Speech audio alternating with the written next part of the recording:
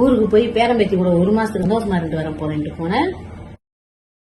படகு வந்து நிக்கிற. என்னத்த சொல்ல, ஏன் போனேன்ட்டு ஆகி போச்சுத்தா. லீவ் விட்டுருக்காங்களே, பிள்ளைகளோட சந்தோஷமா இருக்கலான்ட்டு போனேன்.